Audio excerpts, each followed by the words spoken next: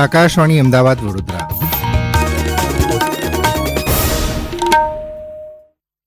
પ્રાદેશિક સમાચાર જયેશ વેગડા વાંચે છે. સૌપ્રથમ મુખ્ય સમાચાર. સૌરાષ્ટ્રમાં મુશળધાર વરસાદ. પોરબંદરમાં 24 કલાકમાં 22 ઇંચ અને કલ્યાણપુરમાં 18 ઇંચ વરસાદ ખાબક્યો.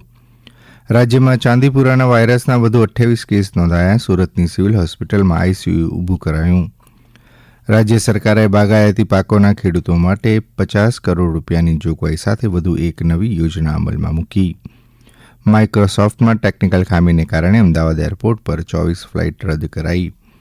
અને ભાવનગરમાં વગર પરવાને બનાવટી કોસ્મેટિક સાબુ બનાવતી ફેક્ટરી ઝડપાઈ. સમાચાર વિગતવાર. રાજ્યમાં છેલ્લા 2 દિવસથી સૌરાષ્ટ્રમાં અનરાધાર વરસાદ વરસી રહ્યો છે. પોરબંદરમાં 24 કલાકમાં 22 ઇંચ અને કલ્યાણપુરમાં 18 ઇંચ વરસાદ ખાબક્યો હતો. સૌરાષ્ટ્રના કાંઠાના જિલ્લાઓમાં છેલ્લા 2 દિવસથી ભારે વરસાદને કારણે નીચાણવાળા વિસ્તારોમાં પાણી ભરાઈ ગયા છે. ગઈકાલે સવારે 6 વાગ્યાથી સાંજના 8 વાગ્યા સુધીમાં 103 તાલુકામાં હળવાથી મધ્યમ વરસાદ પડ્યો હતો. સૌથી વધુ 12 ઇંચ વરસાદ દેવભૂમિ દ્વારકામાં અને 8 ઇંચ વરસાદ પોરબંદરમાં પડ્યો હતો. આ બંને જિલ્લામાં મુશળધાર વરસાદને પગલે અનેક વિસ્તારોમાં પાણી ભરાયા હતા અને જનજીવન ખોરવાયું હતું. 25 તાલુકામાં 2 ઇંચથી વધુ વરસાદ પડ્યો હતો. રાજ્યના રાહત કમિશનર આલોક કુમાર પાંડેએ જણાવ્યું હતું કે પૂરગ્રસ્ત જિલ્લામાં એનડીઆરએફ અને એસડીઆરએફની 10-10 ટીમો ગોઠવવામાં આવી છે.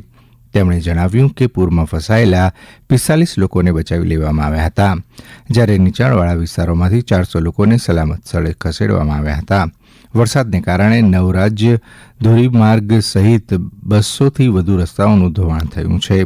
350થી વધુ ગામડાઓમાં વીજ પુરવઠો ખોરવાઈ ગયો હતો, જેમાંથી 300 ગામોનો વીજ પુરવઠો પૂર્વવત કરવામાં આવ્યો હતો. દરમિયાન સરદાર સરોવરમાં 54% વરસાદની આવક થઈ છે.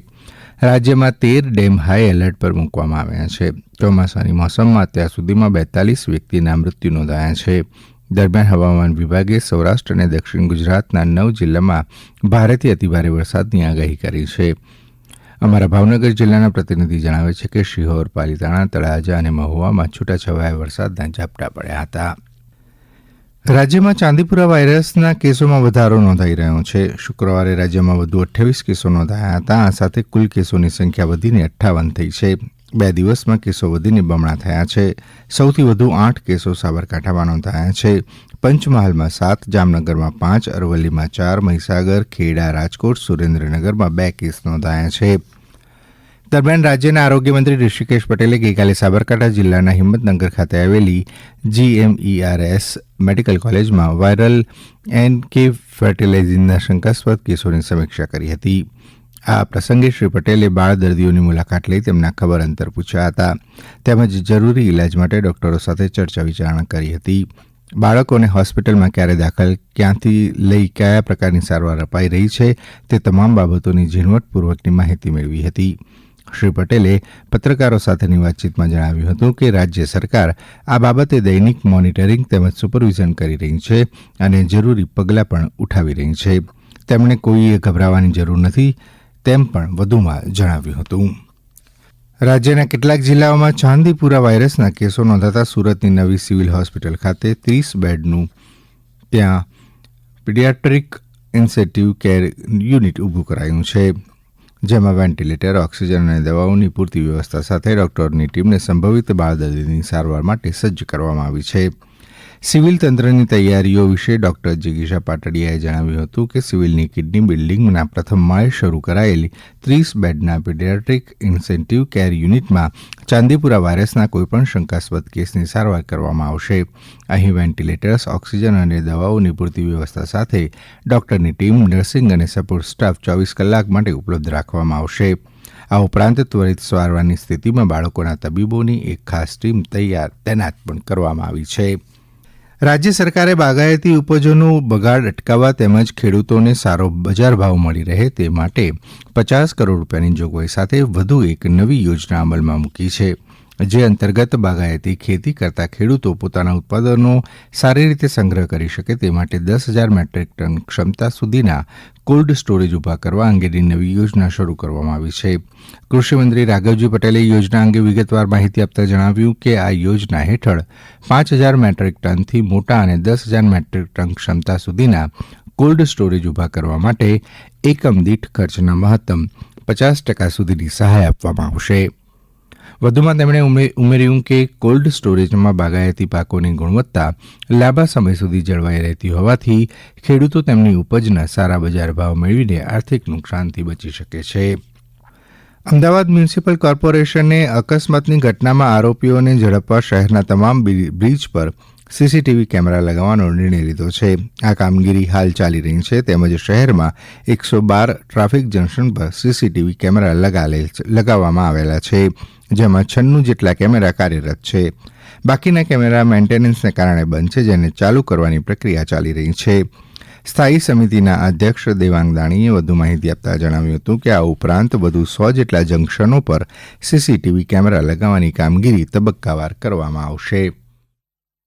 સ્માર્ટ સિટીની અંદર 6,000 કરતાં વધારે સીસીટીવી કેમેરા આવેલા છે. તદુપરાંત મહાનગરની અંદર 70 બ્રિજ એની અંદર કેમેરા લાગી ચૂક્યા છે. બાકી રહેલા જે બ્રિજ છે તેના ઉપર BSNLની લાઈન અથવા તો ટોરેન્ટની લાઈન એના કનેક્શનો મળી જતા તમામ જે બ્રિજો છે એના પરના સીસીટીવી કેમેરા કાર્યરત થઈ જશે. તદુપરાંત આવનાર સમયગાળા દરમિયાન 15 કરોડના ખર્ચે લગભગ 225 જેટલા જંકશનો પર સીસીટીવી કેમેરા કાર્યરત હશે. આ સમાચાર આપ આકાશવાણીના અમદાવાદ વડોદરા કેન્દ્ર પરથી સાંભળી રહ્યા છો.